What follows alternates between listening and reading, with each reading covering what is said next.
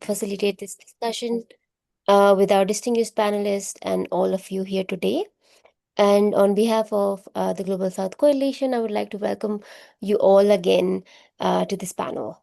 So, menstrual discrimination is often treated as isolated practices or cultural traditions, but today we invite you to look at it a bit differently, not as a scattered incidents, but as a system of discrimination that shapes life from the most intimate spaces of our home, for example, kitchen, to the highest level of political decision-making spaces like the parliament.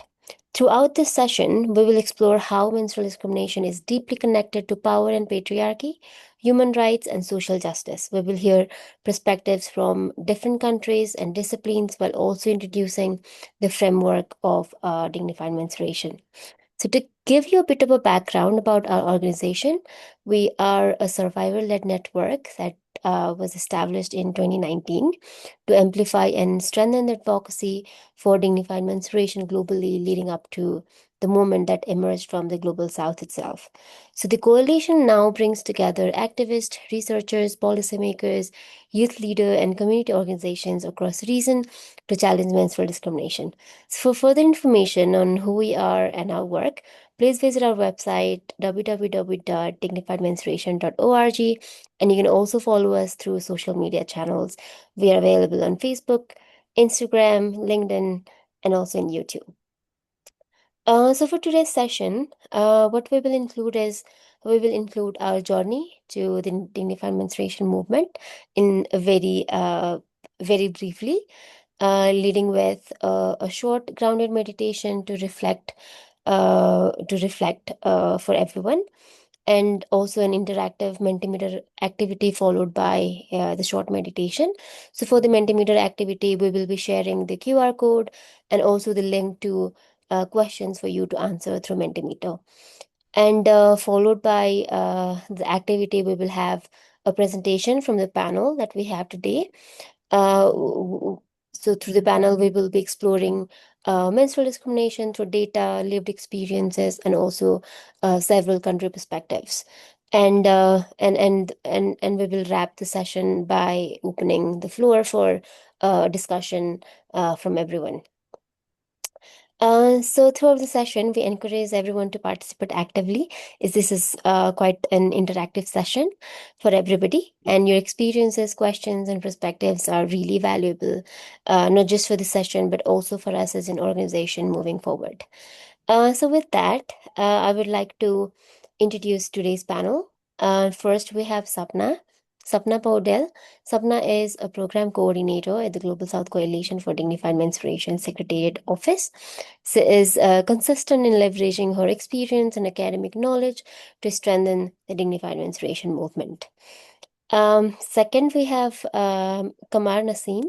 Qamar is a programmatic visionary and dedicated human rights defender, serving as a program manager at Blue Veins, Pakistan, a leading women's rights organization in Pakistan. He also serves as a current steering committee member at the Global South Coalition. And on third, we have Dr. Radha Poudel. She is an author, activist, a lifelong rebel for dignified menstruation. She founded a global network called the Global South Coalition for Dignified Menstruation in 2019. And she has also received several national and international recognitions and awards for her activism and literary work on dignified menstruation. And last but not the least, today we are also accompanied by our IT expert from the GSCDM, Lal Saran Chalaune, for the IT support that we might be needing during the session. Welcoming you all, and we are really excited to have you here. Next slide, please, Radha.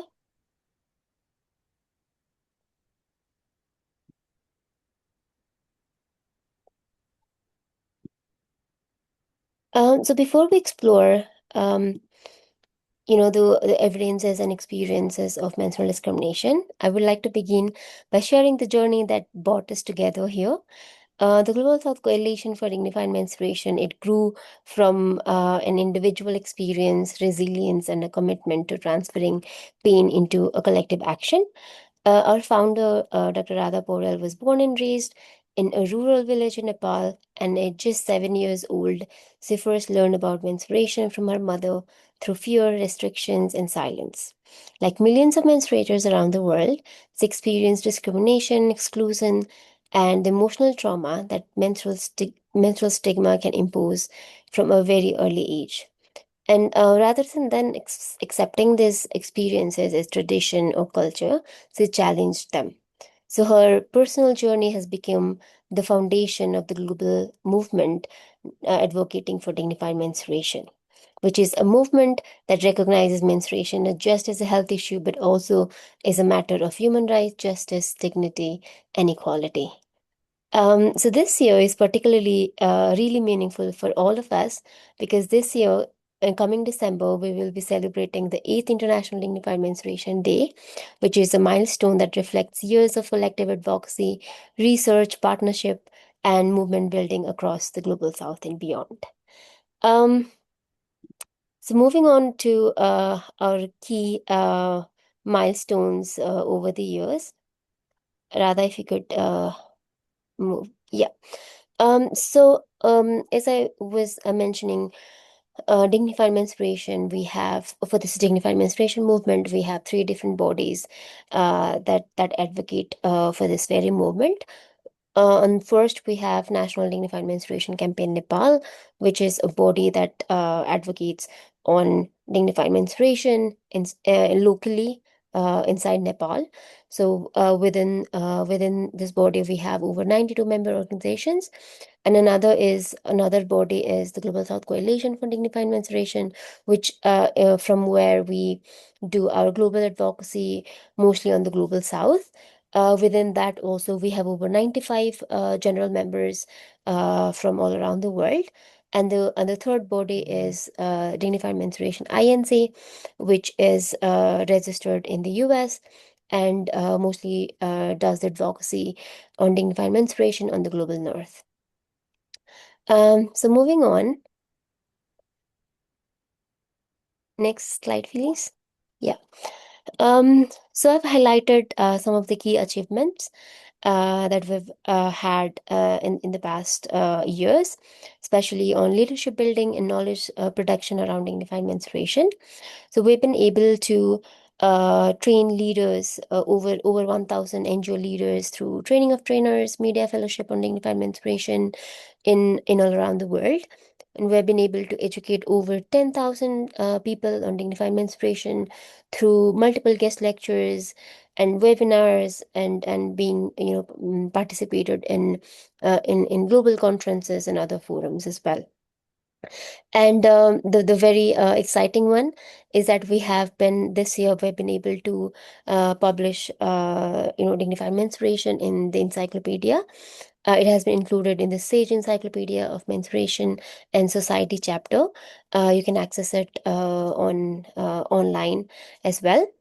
And and and and um, and also we've been able to publish over 30 books and resources on dignified menstruation, including school curriculums and also publications that are mostly focused on certain groups where we study menstrual practices among certain groups such as LGBTQI plus communities and also people living with disability.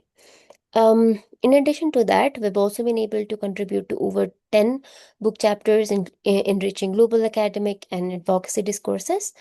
And many organizations and their government has also incorporated dignified menstruation in their policy programs, for example, in Sri Lanka, Pakistan, South Africa, and so on. And we also have training manual on dignified menstruation that we use for trainings as well.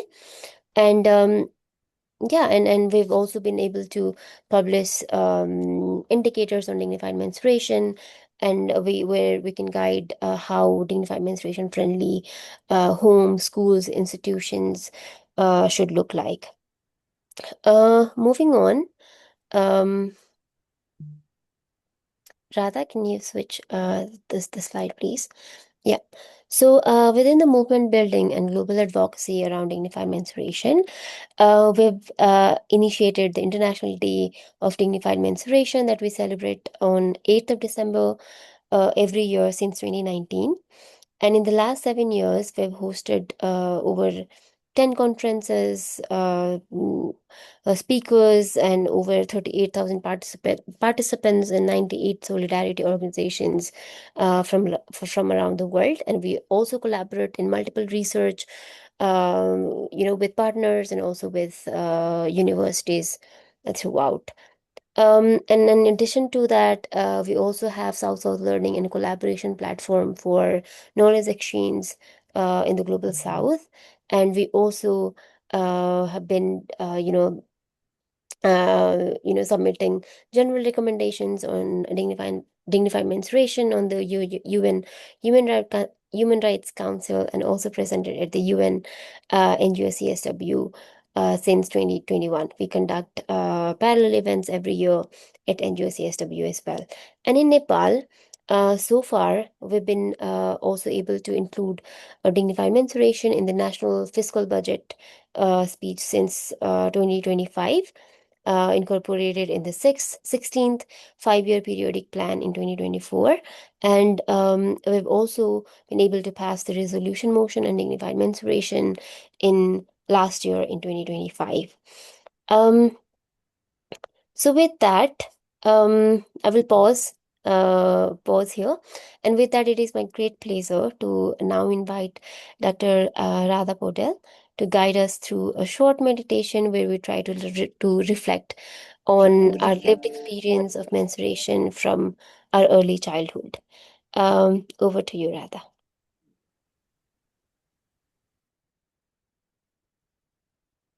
You're muted.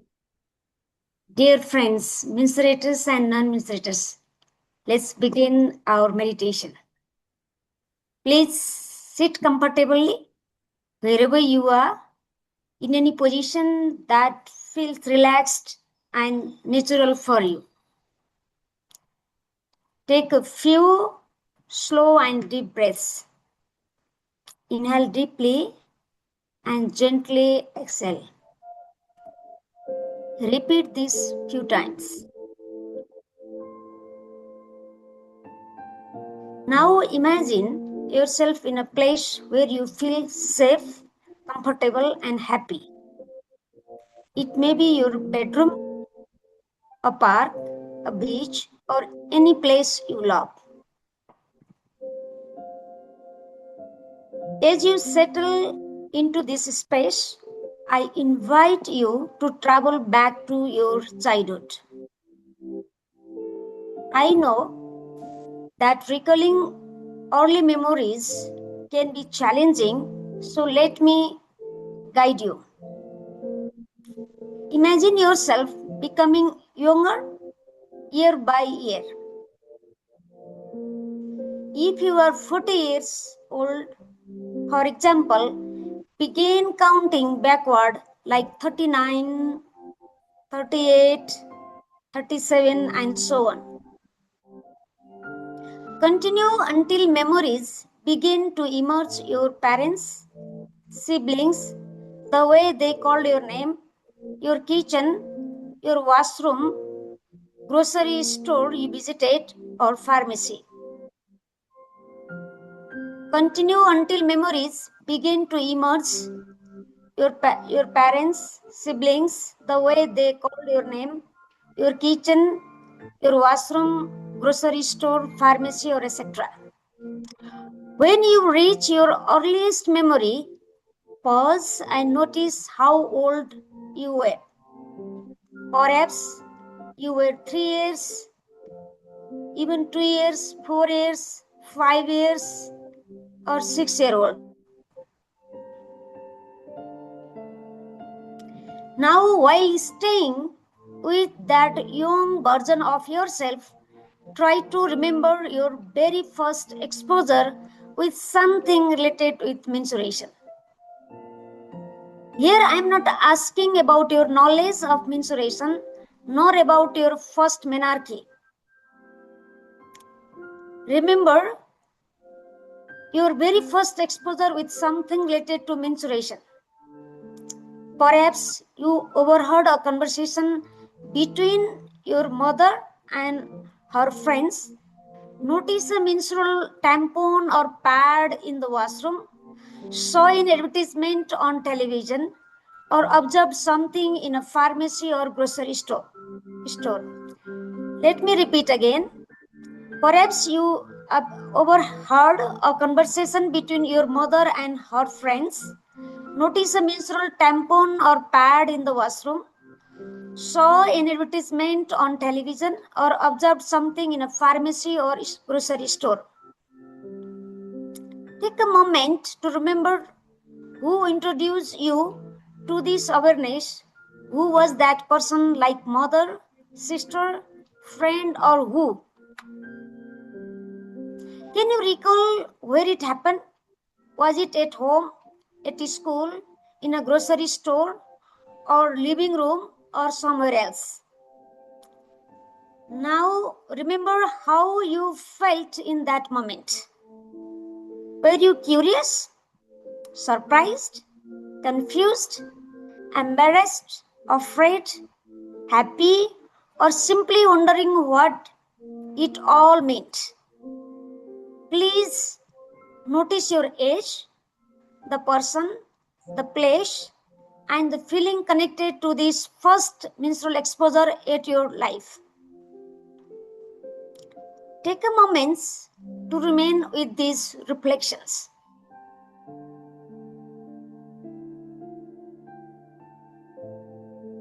Your age, the person, the place, and feeling connected to this first menstrual exposure at your life.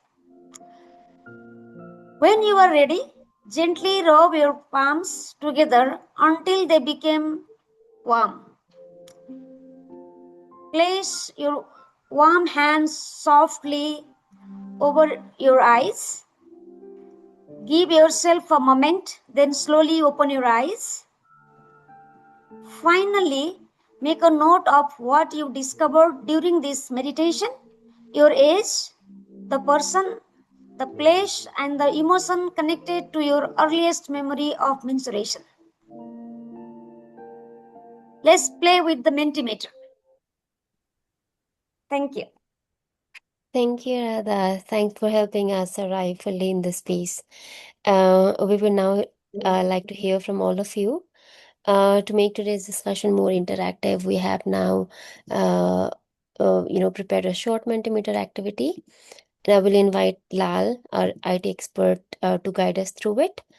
As Lal is preparing the QR code and link in the chat, please take out your phone or open another browser tab and please join us.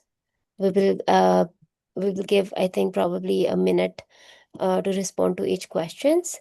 Lal, if you could share, yeah, the link to the Okay, Mentimeter in the thank you chat so much, box. Sharmila. Now I'm sharing the short Mentimeter exercise, and also I can see 10 participants in the online, and physical participants can also participate in the Mentimeter exercise. Mm,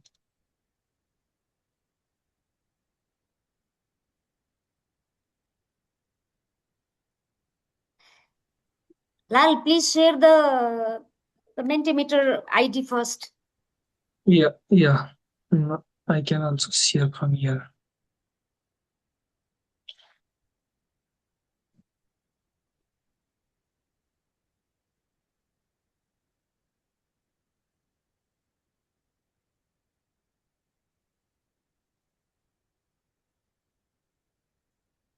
There is the Mentimeter link in chat box. And the first question is, sorry, I shared the last question now.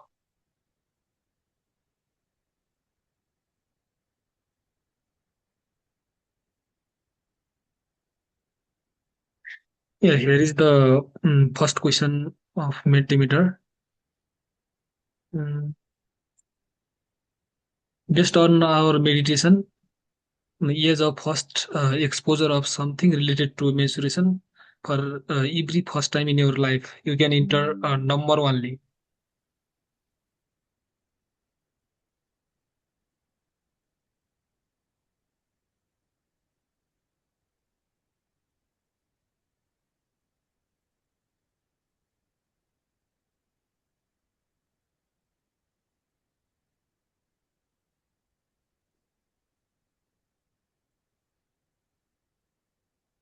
Please enter your age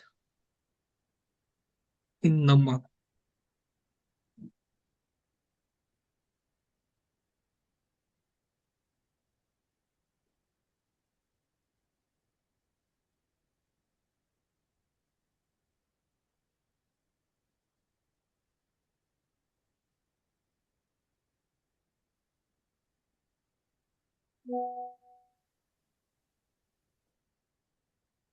Okay, let's go with another question.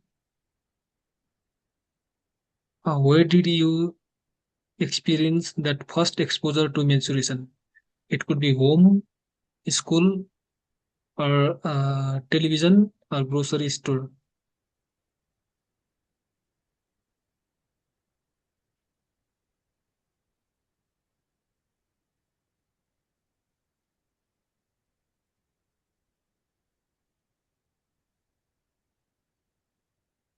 Okay, 8 out of 9.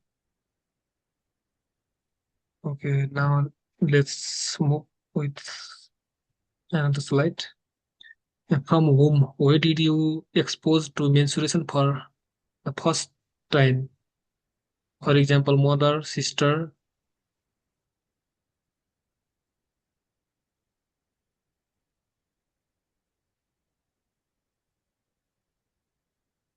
Yeah, we can see 7 out of 9.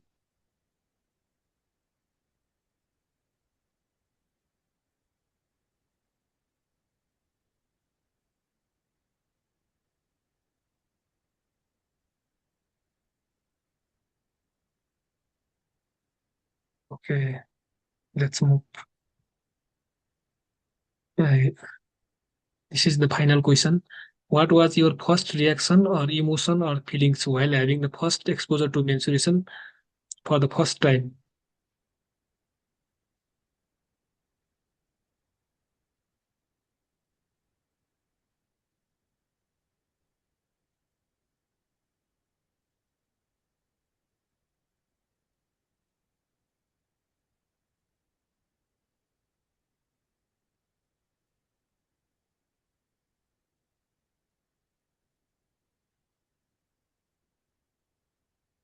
Okay, thank you. We received 9 out of 10. Okay, this is the final question. Okay, let's move on.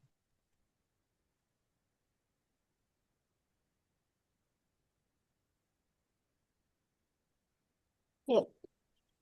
Thanks, Lal, and thank you everyone for participating.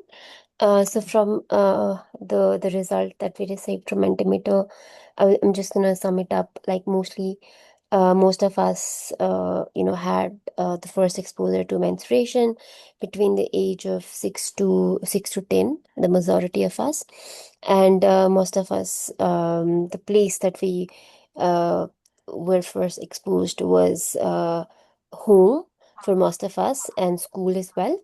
And we were first encountered about menstruation through our mothers and those from family members. And the first emotions or reactions to the first exposure was mostly feeling scared, afraid, and confused for everybody. So we did that exercise, is a quick reflection also. And you will also see, like, in further presentations, we will be trying to connect all this experiences that we collected, and you will finally be able to see it all yourself. So with that, to help us understand this better on menstrual discrimination, and to see a broader picture, I will introduce Sapna for a short presentation. So Sapna will walk us through the menstrual discrimination continuum. She will share evidences and help us understand why menstrual discrimination continues to exist, with various examples from Asia context. Over to you, Sapna. Thank you so much, Sharmila. Good morning, good afternoon, everyone. Here I will be presenting an overview of the status of the mensurator by examining their perception across a continuum from kitchen to parliament. This continuum reflects three important dimensions: their role at the household, as in micro level participation, the challenge they continue to face, and their participation in leadership and decision making at the national and the global level, as in macro level. Let me begin with the micro level. Throughout the history, menstruators have been closely associated with the domestic and caregiving responsibility. Even during the hunting and gathering era, women contributed significantly through the informal labor. Approximately 58% of the women worldwide continue to work in the informal sector, where their contribution remain largely unpaid, undervalued, and often excluded from the economic recognition, despite their vital role in sustaining families and communities. Moving to the challenges, the reality remains deeply concerning for many menstruators. Home is still not a safe place. According to the World Health Organization 2026, 1 in 3 women experience physical or sexual violence by an intimate partner during her lifetime.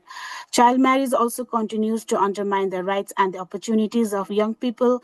Despite intervention to stop child marriage worldwide, marriage is still prevalent before reaching adulthood. At the macro level, there has been encouraging progress in women's representation and leadership. Women currently hold 27.5% of seats in national parliaments worldwide, reflecting gradual improvement in political participation. However, the significant discrimination still persists. This continuum demonstrates that menstruators contribute substantially at every level of society, from household to national leadership. Yet, structural discrimination continues to limit the opportunities and full participation. This raises an important questions. Why do these discriminations still persist? What continues to reinforce them? And what are the underlying causes? Next slide, please. Here, this slide highlights three interconnected roots: causes unequal power, patriarchy, and exclusion. Many scholars argues that unequal power relation, patriarchy, and exclusion takes place through factors such as gender, religion, caste, class, race, and other social identities. We acknowledge that this factor influence people's experience.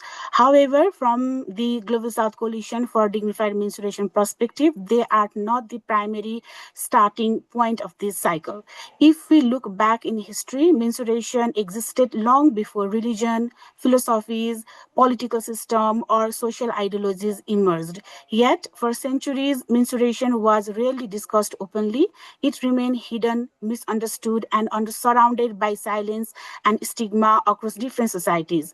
The global conversation on menstruation only begins to gain attention around the mid 1800s with the introduction of the menstrual pad. Since then, there has been a significant progress, but much of those focus has been on product management and commercialization rather than on deeper issue of dignity, discrimination, and a human right lens. At Global South Coalition for Dignified Menstruation, we believe that menstrual discrimination is a fundamental driver of unequal power, patriarchy, and exclusion.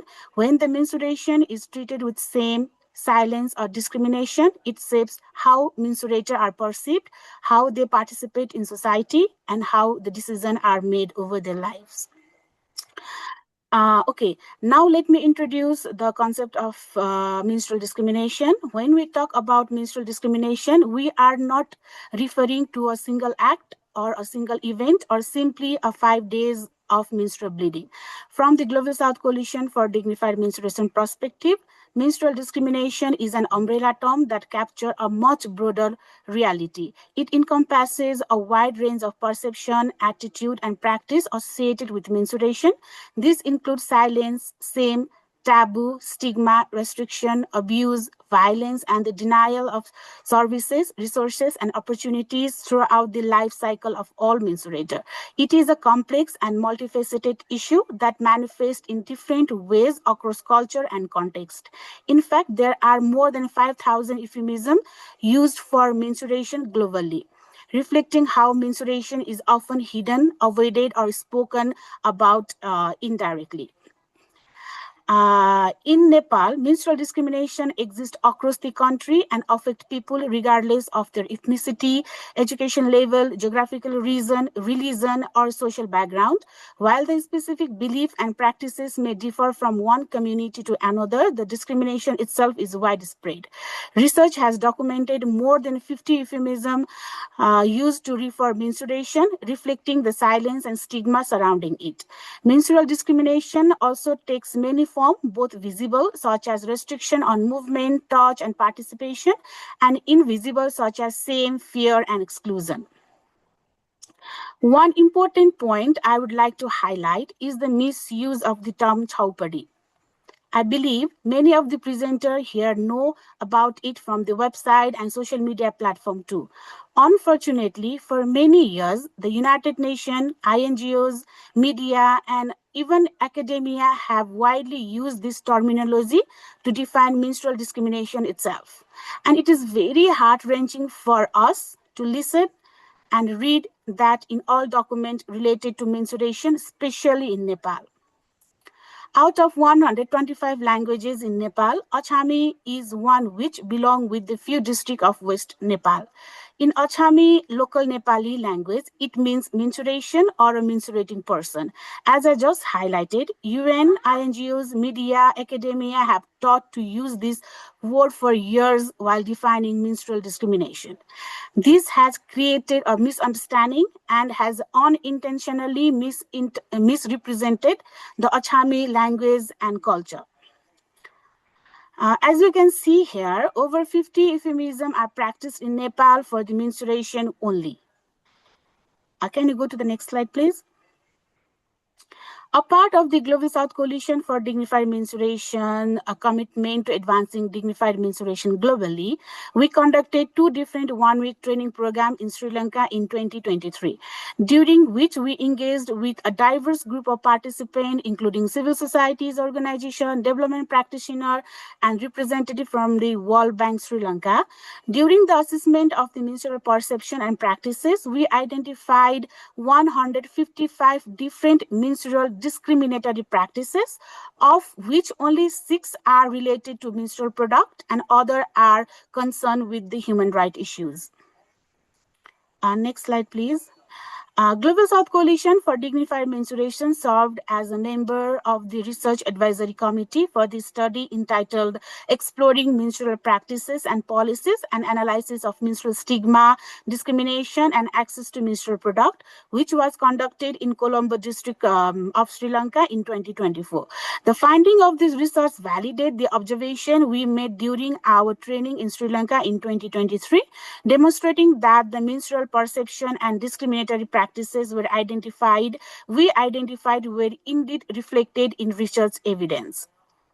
Next, please. We believe many of you are already familiar with the wide range of menstrual practices that exist across Asia. Last year in August, Global South Coalition for Dignified Menstruation facilitated a training on dignified menstruation in Bali, Indonesia, bringing together participants from 10 Asian countries. During the training, we learned that although the practices vary from one community to another, many countries share similar beliefs, restriction, and experience around menstruation. The list of menstrual practices that participants shared was extensive and many closely resembled those documented in Sri Lanka. Here, we have selected just a few examples to illustrate these common patterns. These examples remind us that menstrual discrimination is not unique to one country or culture. It is a regional and global issues that require a collective understanding and the action. Thank you so much, Sharmila. Thanks, Sapna. Thanks for the presentation and for reminding us that menstrual discrimination is not just an isolated issue that is related to a country or just one culture. When we talk about menstruation, it is often linked with products and hygiene, and we will now see how menstrual discrimination hampers societies in Pakistan context, affecting impacts from kitchen to parliament. So with that, I will now invite Qamar for a short presentation. Over to you, Qamar. Can you hear me, Qamar? Yeah, am I audible? Yes, perfect. Okay, thank you very much for inviting me to uh, talk about Pakistan.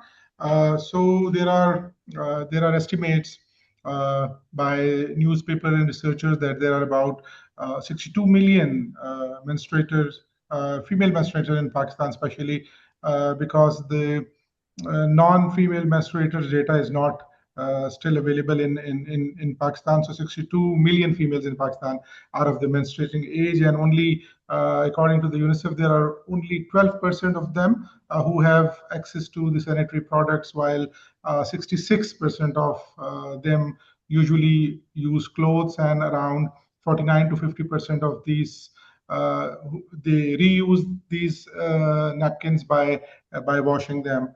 And nearly 1 in 3 girls miss their schools or during menstruation, and 44% of them do not have access to the menstrual hygiene facilities at home and schools.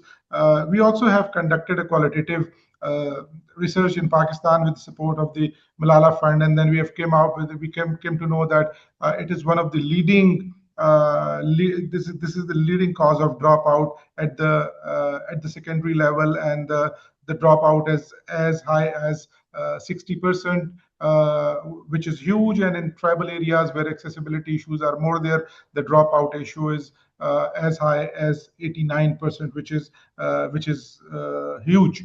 So. And then there are estimates available that 49% of the menstruators experience their period for the first time. They do not know anything about the menstruation. They have not been told by their parents, by their friends, teachers, or there are no literature or credible information available for the menstruators, so that they would know that how the menstrual experience is going to be like. And 79% do not have access to the required facilities to manage their menstrual cycle in a hygienic way, whether it is access to, we call about the proper products, or access to proper sanitation and the disposal facilities, which of course create a lot of non-conducive environment for the menstruators.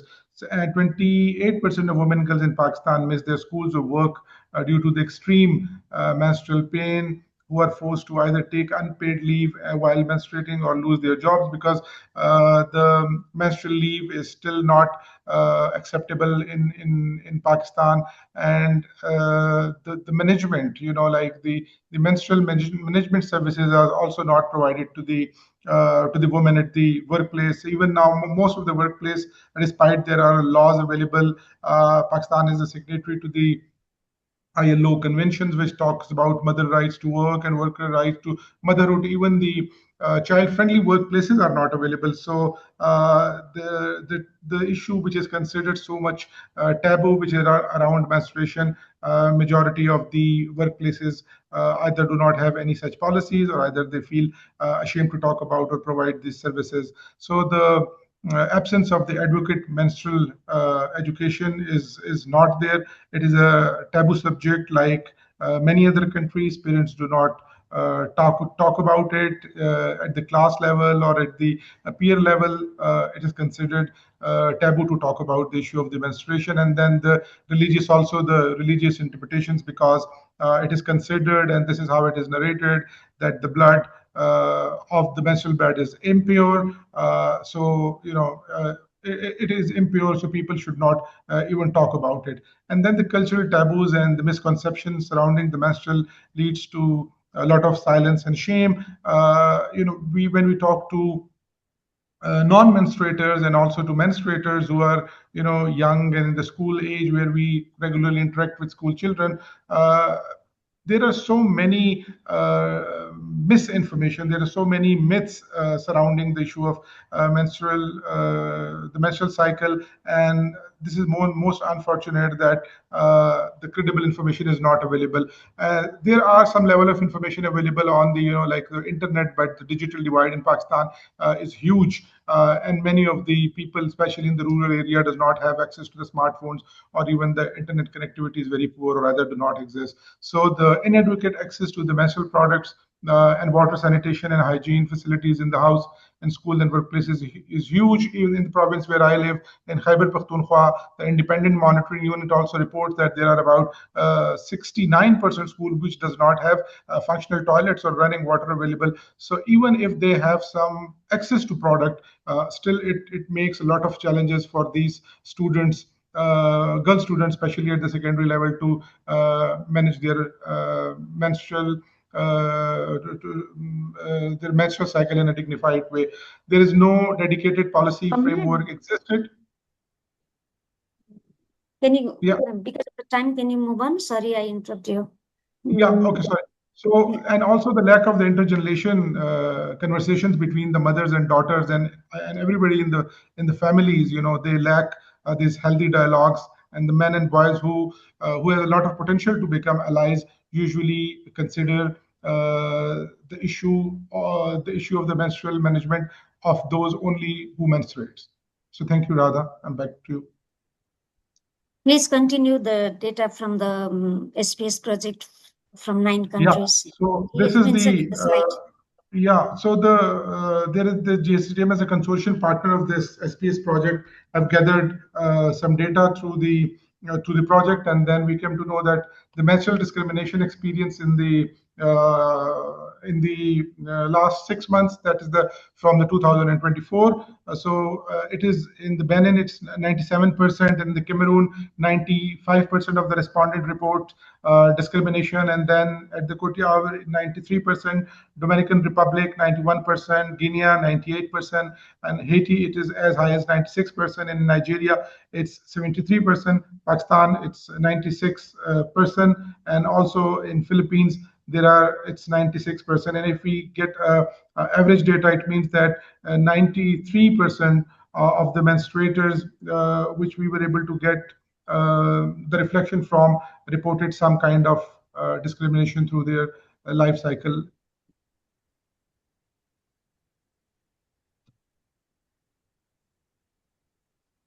Continue.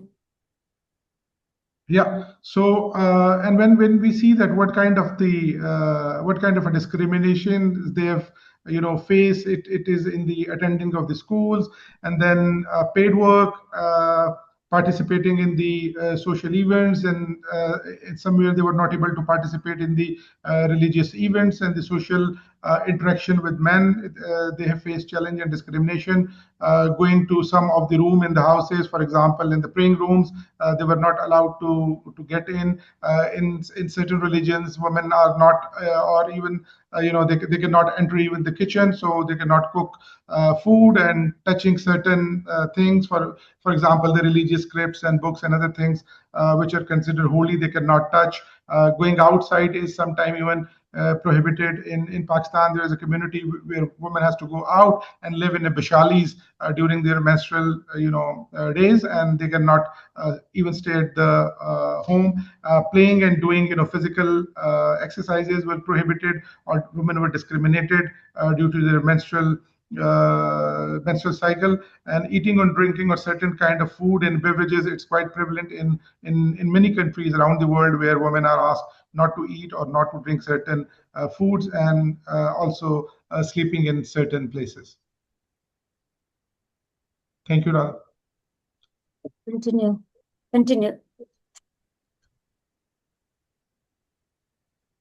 So, when we talk about in the Latin America, the discriminatory beliefs lead to the dietary restriction during the menstruations, which include like prohibition of milk products, porks, even avocado, along with interactions with the plants, which is quite like amazing, but and disappointing at the same time. Experiences of exclusion from the domestic activities, restriction on sun exposure, limited social engagements, and others. In the North America, there is discrete decreased participation is reported in the workplace and the professional activities, along with reduced concentration during menstruation due to the internal status, which is shame and anxiety about maintaining secrecy around their menstrual status, including the menopause. So many restrict social activities like swimming and exercise due to fear of leakage and teasing. When we talk about in the European countries, so the participants also express shame about purchasing menstrual products and feel restricted in their participation in the routine and the domestic or like academic activities. And in the Nordic countries, traditionally associated with greater gender equality, menstruator report modify their dignity daily routines, avoiding physical activities and experiencing heightened conscious about their clothing choices during the menstruation, and silence and discomfort, strictly private or medical issue, gap in comprehensive menstrual education. Okay. In Australia, in the Australia, there is a decreased participation reported in the workplace and the professional activities. So along with reduced concentration during menstrual due to the internalized status of shame and anxiety. So Okay. Thank you. Yep. Sharmila. Thank you, Qamar. Thanks for the presentation and sharing all the details. So now we've explored the issues through data and counter experiences already. So now our final presentation will now bring these experiences together through a dignified menstruation lens. So to do that, I'm pleased to invite Dr. Radha once again. Radha will explore the impact of menstrual discrimination through life courses and why addressing it requires moving beyond menstrual hygiene towards dignity and human rights from the kitchen to the parliament. Over to you, Radha. I'm passing it on. Thank you. Thank you. Dear colleagues from online and over there, I would like to invite you to take a close look at this image. Through this image, the Global South Coalition for Dignified Menstruation seeks to broaden the understanding or definition of menstrual. As my colleagues have already highlighted, regardless of ethnicity, religion, education, geography, or socioeconomic status, menstrual discrimination is practiced across the world in different forms, under different names, and with varying degrees of severity. Across all religions, including Hinduism, Christianity, Islam, and Buddhism, menstruation has often been portrayed as impure, unclean, or a state of weakness, albeit in different ways and to varying extent. In some contexts, menstrual discrimination is highly visible, and in others, it is subtle or hidden. Too often, we focus only on its visible manifestation and overlook the underlying structure that sustain it, or, as my colleagues mentioned earlier, we engage in othering instead of understanding the underlying cause. So regardless of the living status, the menstrual discrimination is everywhere.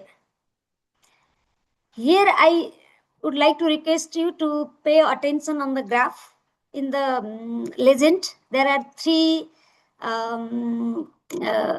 indicators, the like mensurators, non-mensurators, and parents. And I also like to encourage you to make a note of the 6 years, the average age of first exposure of the menstruation and average age of menarche. In earlier our presentation, when we were done the meditation and while using the Mentimeter, the youngest age is 5 years. And Global South Coalition for Dignified Menstruation have done that exercise virtually and physically more than 10,000 participants in last 10 years. And we identified that the 6 year is the average age for knowing our first exposure with the menstruation, and then the average age of menarche is 12 years. And please make a note of these 3 lines going where, and we will discuss a little bit more in next slide. Before knowing something about the menstruation, both menstruators and non-menstruators feel free, safe, secure, and equal. In some cultures, we identified that even in 2 years, 3 years, 4 years, the menstruators and non-menstruators learn or exposed first time with the menstruation at their life.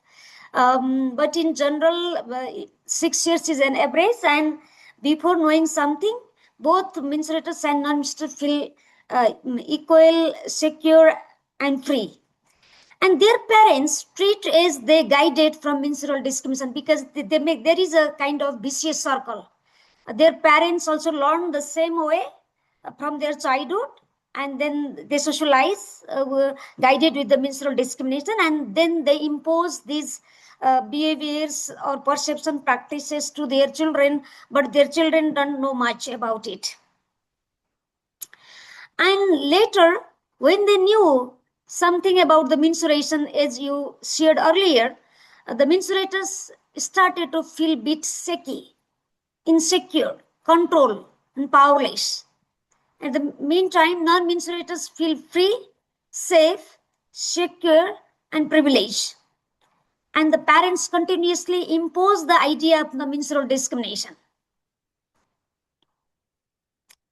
The 6 years is a departure point for constructing unequal power, relation, patriarchy, and exclusion. Through parents' vicious circle of unequal power, relation, patriarchy, and exclusion, construct and impose, strengthen, and socialize throughout the life cycle. It is a little bit critical, little bit mesh, but this is the fact. And when the menstruators have the menarche at the age of the 12, they feel the huge jolts, feeling more vulnerable, more deprived, dehumanized, controlled, and powerless. Continuously, every month, they keep experiencing these kind of practices, and often they deprive from the resources, services, position. They feel more shaky, more insecure, more control, more disadvantaged, more powerless, and most of them counted as a victim. As my colleagues shared earlier, they are victim from the kitchen to the parliament. On the other hand, non-menstruators feel more continuously feel more free, safe, secure, privileged, powerful. Often they use or they have the access with the resources and services, including the position in public arena, and most of them accounted as a culprit. Sorry for saying that, but this is the reality. And parents are remain silent to non-menstruators and trying to hide their mishaps.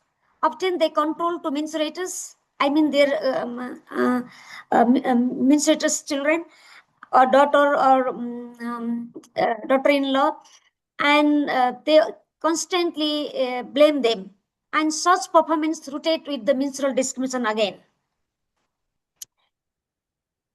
So with this knowledge and background, menstrual discrimination impact from kitchen to parliament. Often menstruators are assigned to kitchen work for the sake of their protection, because they considered as weak, vulnerable due to menstruation followed by pregnancy and menopause. In many cultures, menstruators are not allowed to cook food, and their work not monetized.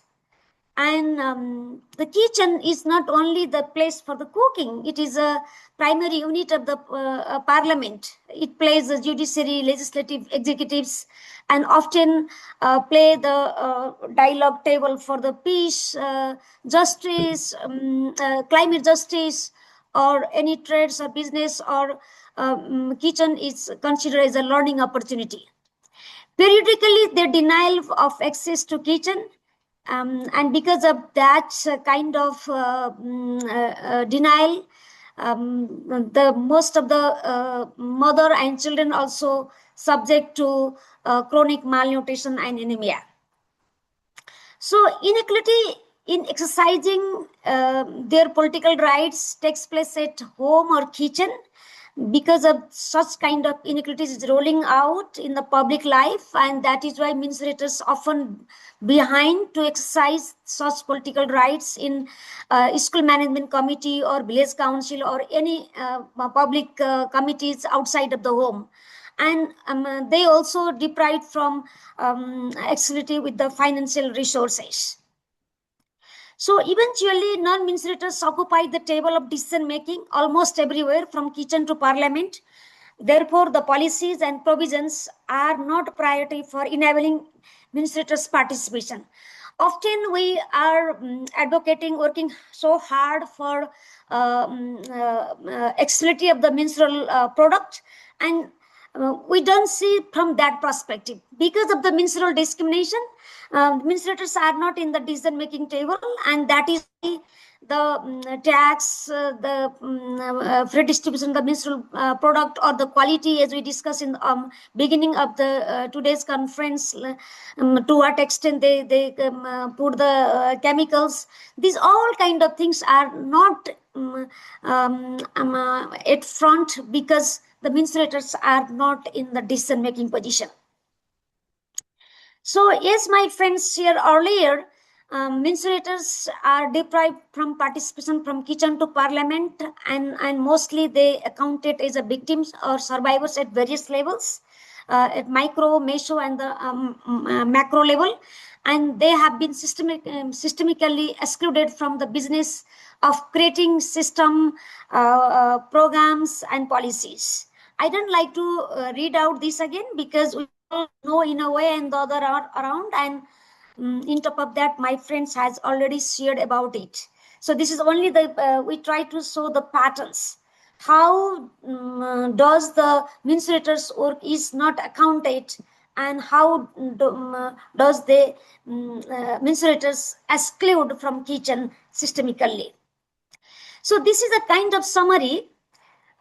Between 6 to 9 years, the menstruators and non-menstruators learn something about discriminatory menstrual practices from their home.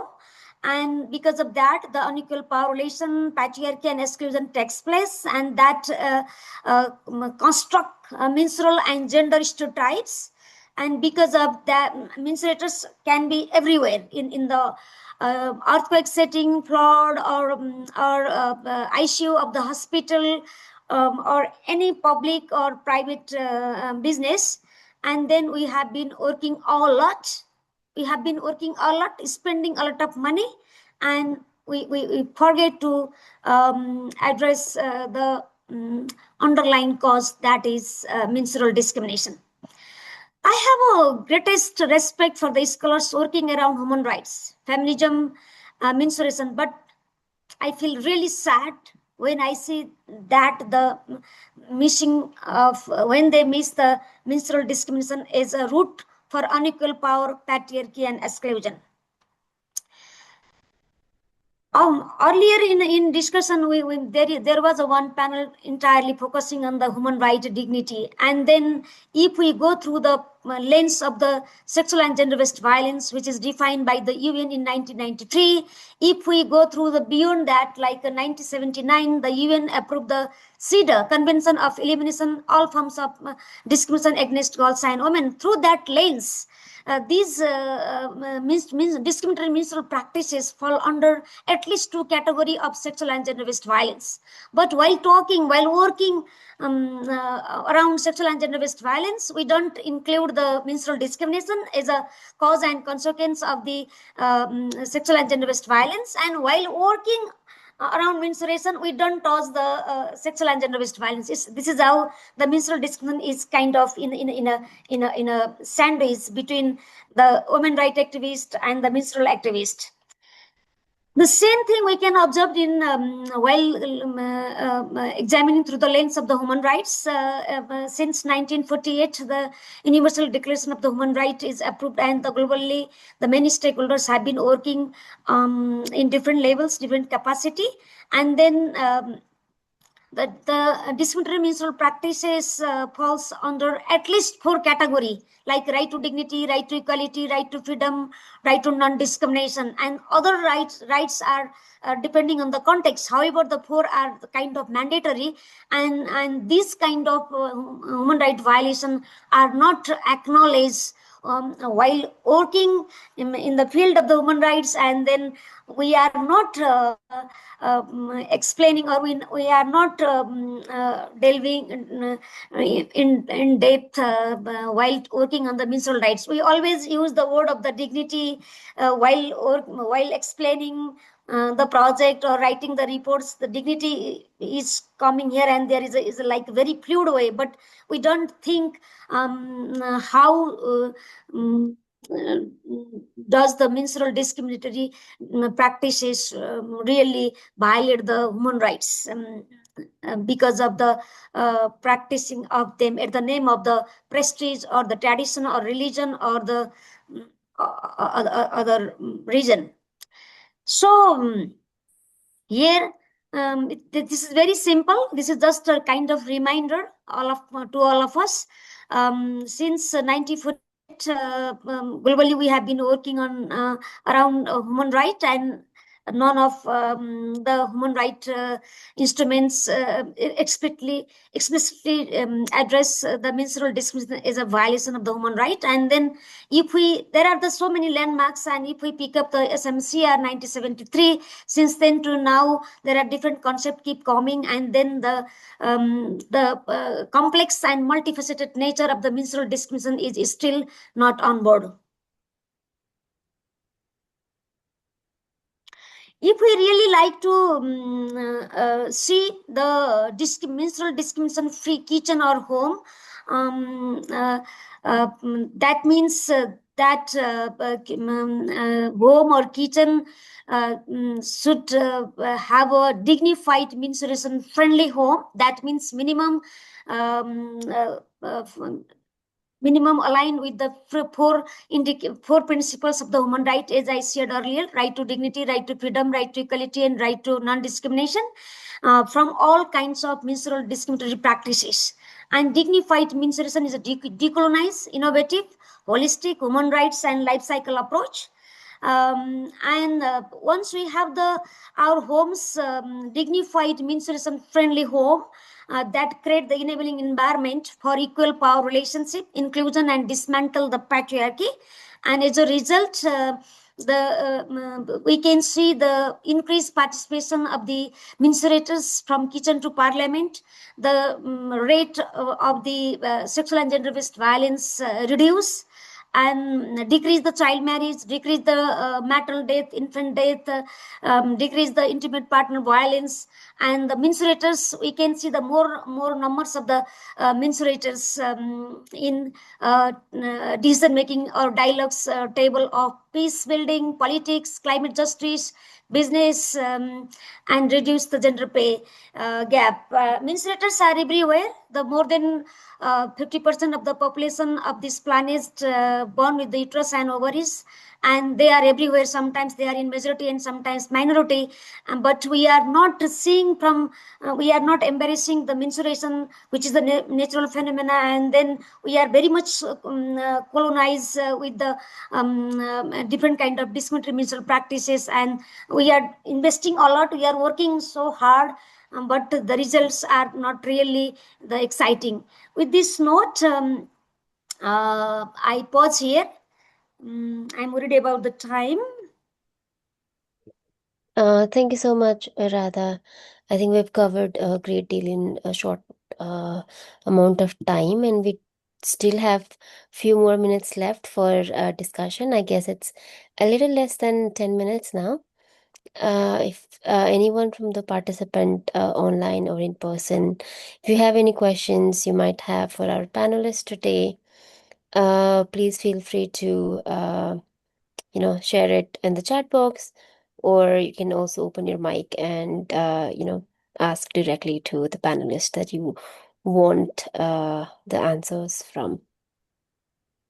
Also also those who are joining online from the conference room, if you could pick up the questions They might have, would be great.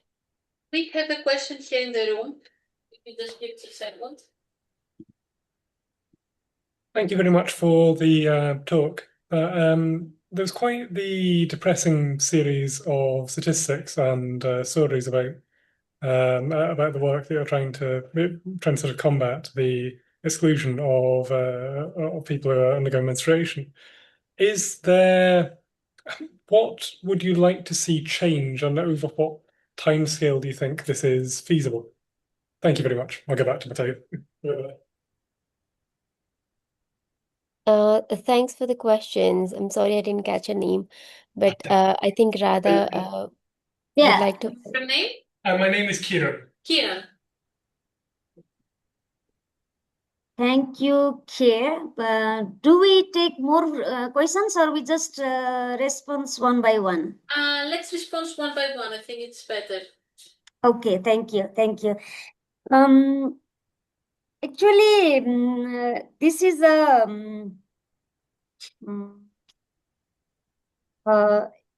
we have already tried to respond in our presentation. If we able to make the our home dignified menstruation friendly or free from any forms of menstrual discrimination, we can cultivate the culture of the equal power relationship, equality, inclusion, and with shattering to patriarchy. If we able to make that happen, in terms of the result, we will see because today globally the home is not safe place. I like to remind you all that the General Secretary during the COVID pandemic, even General Secretary said the home is the shadow pandemic. We don't need the COVID. We don't need the Ebola to experience or to subject to the gender-based violence or domestic violence. So if we have the dignified menstruation-friendly home, first our home will be safe. That means the sexual and gender-based violence will be reduced. The child marriage decreased. Intimate partner violence will decrease, and then the menstruators are started to participate or involved in family decisions, economical, political decisions inside the house, outside the house. Those who are able to practice their political rights and they have the confidence, they have the agency, and then they can claim their political rights in higher level, including the parliament. Globally, the few menstruators, depending on the context, 5 to 33%. Right now in Nepal, 51% menstruators are in the lower house of the parliament, and then still they don't have a voice, they don't have an agency, because they are there because of the politically corrected mechanism, but they don't have the agency, they don't have a confidence, they don't have the bargaining or negotiation capacity. So this is a kind of assumption based on our experience and the data, and none of the programs or policies or the research don't see it in that way. And from our last 10 years experience, shown that the menstruators and non-menstruators learn something about the menstruation in early very age, like 6 years, 5 years, even 4 years. And since then, they start to change their mindset, their behavior. So this is how we theorize it.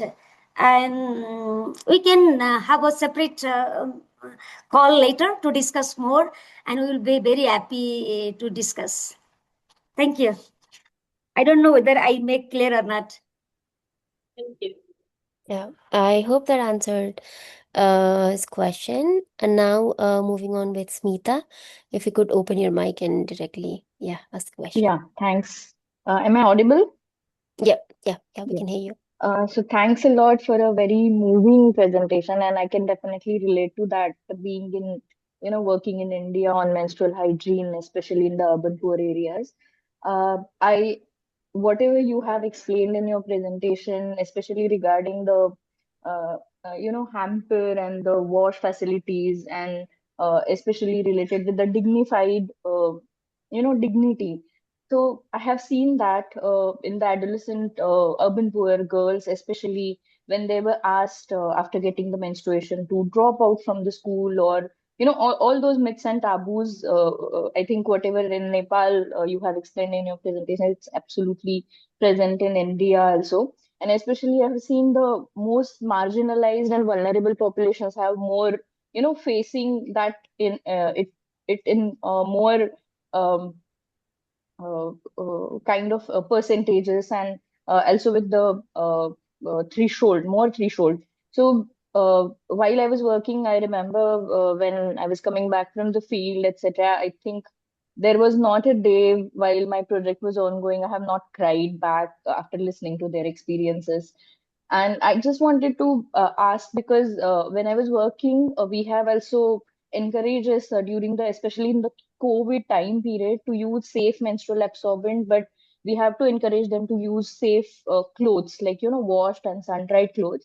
But in the presentation, it is in the whole, I'm seeing that the safe menstrual, product are always pads and the other available products which you have to purchase. But some they don't have purchasing power capacity, and as you rightly pointed out, they don't even have that authority to decide what should be their menstrual absorbent.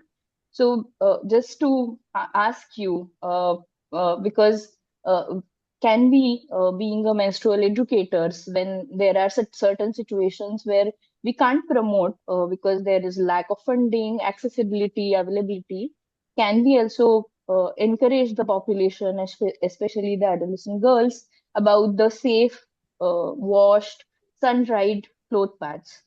Because that is, I think, environmental friendly, uh, and yeah, especially in the rural and tribal areas in India, hard to reach areas. That's the problem I was facing when it was in my project. So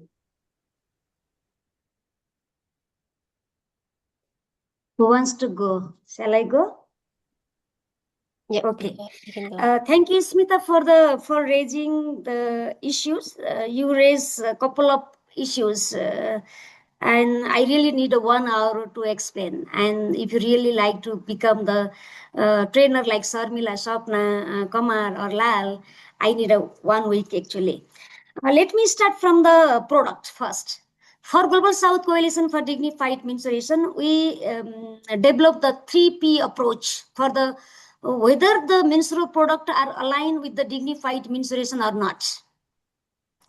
3P means first P about the person. That means menstruators in all diversity, whether they have the choice or not while using the menstrual product is like whether they really know the merits or demerits of the each menstrual product. And then while referring the P, we also equally responsible or equally examine whether the menstruators free from all kinds of menstrual discrimination or not. Because in many cases, in many projects right now, they have the very old class, they are using the old class menstrual product, but they are practicing the different kind of discriminatory menstrual practices. Physically, I saw in UK, in Canada, in US, and in many countries in global South. So first P is a person, the choice, and free from any forms of menstrual discrimination. Second P is all about the planet. So menstrual products should not be the burden of the planet, air, soil, water, etc., depending on the context. And the third P is about the pocket, and which also includes the quality and standards. And nowadays, many programs are working very tirelessly for the tax-free. Tax-free is important, but who will get the benefit? We have to say it. And if the menstruators are still suffering because they are not the business person, and most of the NGOs or enterprises, small enterprises cannot compete with the business people, because we experience here in Nepal. So we need to very conscious to while picking up the menstrual product, whether these products are compatible with the values and principles of the dignified menstruation or not through the 3P approach. First thing. Second, you highlighted about the pandemics or disaster or any humanitarian setting. Yes, till date, there are so many activities and frameworks are taking place regarding the pandemics, humanitarian setting, but they don't talk about the Menstrual Discrimination Act. The Menstrual Discrimination construct the unequal power relation, patriarchy, and exclusion. That is why the menstruators are not in the decision-making table of the planning process of the pandemics and DRR. That is why the budget, the suppliers are not there.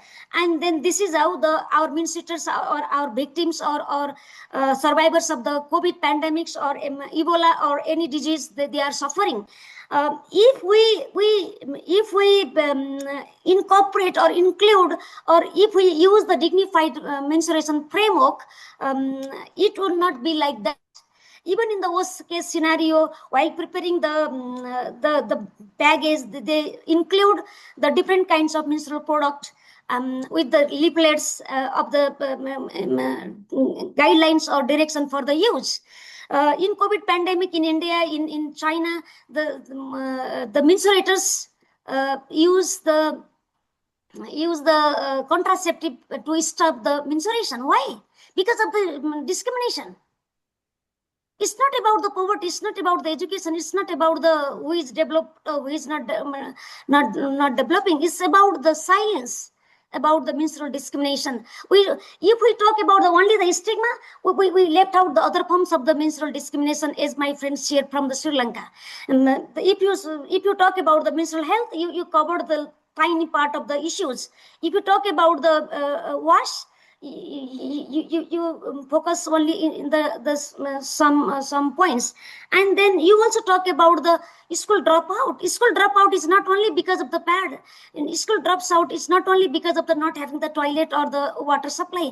It is because of the embedded menstrual discrimination throughout the 5 days, throughout the 24 hours of the 5 days. Have you ever asked with these adolescent girls? They have to wake up 30 to 45 minutes earlier in the morning to manage their menstrual blood privately, and their routines to prepare for the school also change.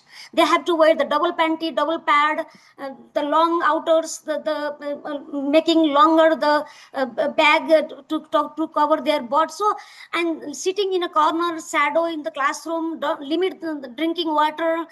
So it's not only about the pad and the toilet or water supply. We really have to go beyond that, beyond the hygiene, beyond the infrastructure, and we need to free from the colonized mindset while working on the menstruation. I pause here. Thank you. Thank you very much. Thanks, Radha. I think now we are a bit over time, I guess. But it was a great session and very thought-provoking, and it was great. Thank you very, very much. Thank you so much. Thank you, everyone. Thank you. Thank you Bye. for having me. Have a great rest of the day and enjoy the conference. You too. Bye. Bye-bye. Bye-bye. Bye. Thank you.